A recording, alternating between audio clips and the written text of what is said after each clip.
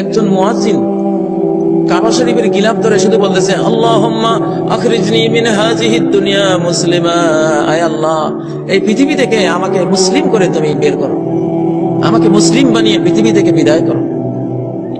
তো কাবা শরীফের একজন খাদেমে শুনে বললেন, তুমি একটু এই দোয়ার সাথে আরো কিছু দোয়া মিলাইতে পারো না? খালি একটা দোয়াই করতেছো বারবার। তখন ওই মুয়াজ্জিন বলতেছে, আপনি তো আমার কিচ্ছা জানেন না, আমার ঘটনা তো জানেন না, এই জন্য আপনি আমাকে বলতেছেন আমার এইটাই দোয়া আল্লাহর কাছে, আল্লাহ যাতে মুসলিম বানিয়ে এই পৃথিবী থেকে আমাকে বিদায় করেন। কাবার সে খাদেম জিজ্ঞাসা করলেন, মা কিসসাতু, তোমার সে ঘটনা কি? সে বলল, আমার এক ভাই আল্লাহর জন্য কোন উজরত বিনিময় ছাড়া ও আযান দিয়েছে 40 বছর।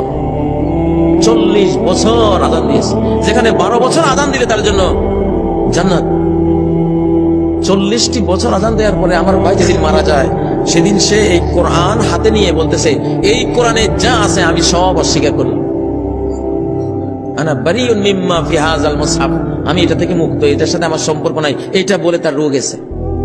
ঠিক আরেকটা ভাই আমার 30 বছর আযান দিয়েছে আল্লাহর জন্য, ঠিক একই ঘটনা, সেও মৃত্যুর একটু আগে কোরআন হাতে নিয়ে বলতেছে কোরআনে যা আছে তার সাথে আমার কোনো সম্পর্ক নেই।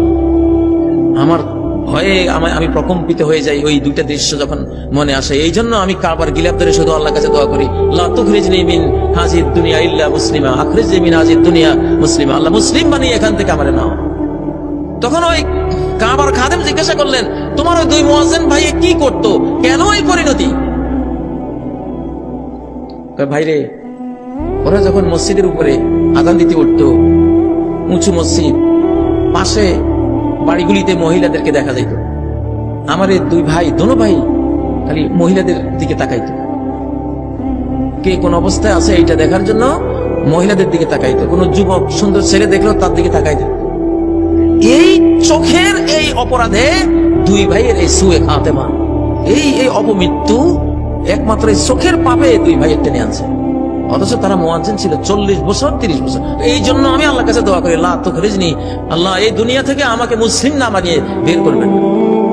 একটা পাপ যেটা মানুষ প্রতিক্ষণে করে, সবসময় করে, এটা মহাপাপের চেয়ে বড় মহাপাপ, বিশাল বিশাল মহাপাপ।